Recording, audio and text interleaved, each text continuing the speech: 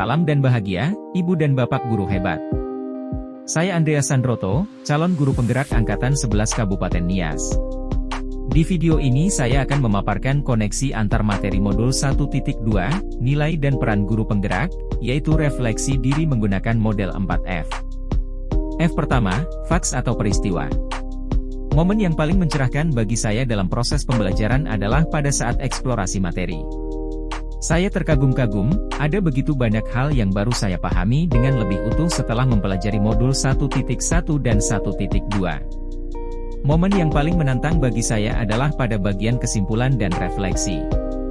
Bagian ini benar-benar mengasah saya untuk bergerak, agar ilmu yang saya dapat tidak hanya sekadar menambah pengetahuan.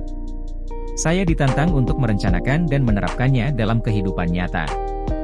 Kaitan antara modul 1.1 dan 1.2.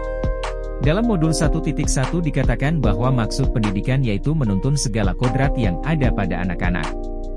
Hal ini sejalan dengan nilai-nilai dalam modul 1.2.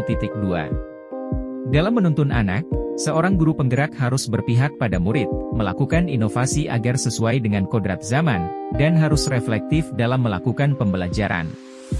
Apakah pembelajaran yang sudah dilakukan sudah menjawab kebutuhan murid atau belum? Selain itu, dalam modul 1.1 dikatakan bahwa guru perlu memiliki ilmu pendidikan. Ilmu pendidikan ini terdiri dari ilmu jiwa, ilmu hidup jasmani, etika atau moral, estetika, dan ikhtisar cara-cara pendidikan.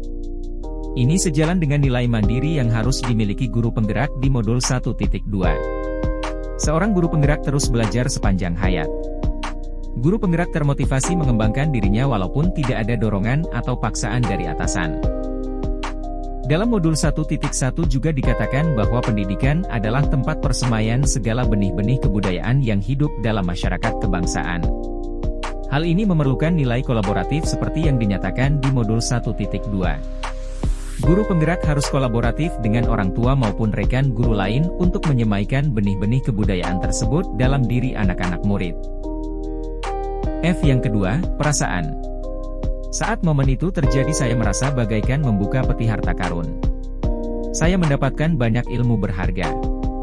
Walaupun badan cukup lelah dengan padatnya aktivitas belajar, namun saya senang dengan ilmu yang saya dapatkan.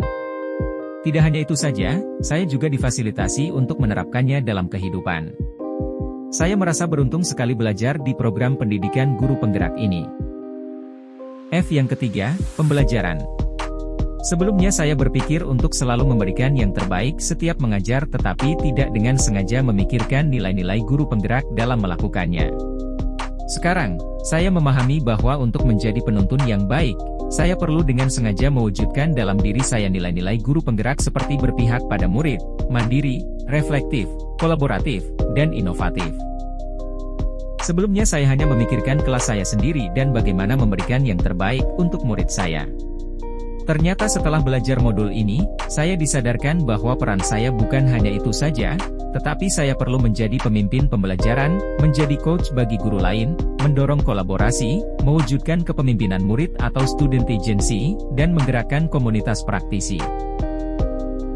Selain itu, sebelumnya saya kadang mengeluh dengan padatnya jadwal pendidikan calon guru penggerak ini. Namun, setelah memahami materi cara kerja otak dan motivasi intrinsik, saya kini lebih dapat menerima keadaan saya. Saya harus bersusah payah belajar dan mengerjakan tugas saat ini karena saya memang sedang menggunakan otak saya untuk belajar hal baru dan mengembangkan kapasitas saya. F yang keempat, penerapan. Saya akan melakukan perubahan dimulai dari hidup saya, khususnya dalam kapasitas saya sebagai seorang guru. Nilai-nilai guru penggerak yang sudah mulai saya terapkan sebelumnya akan terus saya pertahankan.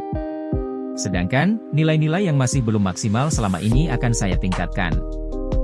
Saya akan belajar dari pelatihan luring atau daring, pelatihan mandiri PMM, membaca buku, atau menonton di media sosial tentang metode pembelajaran variatif dan inovatif yang berpihak pada murid, belajar cara melakukan pembelajaran berdiferensiasi, dan mencari berbagai referensi tentang asesmen yang otentik. Sembari melakukan pengembangan diri, saya akan melakukan proses regulasi diri, yang terdiri dari fase pemikiran awal, fase aksi, dan fase refleksi diri. Hasil dari refleksi ini akan saya tuangkan dalam jurnal refleksi. Demikian paparan yang dapat saya sampaikan.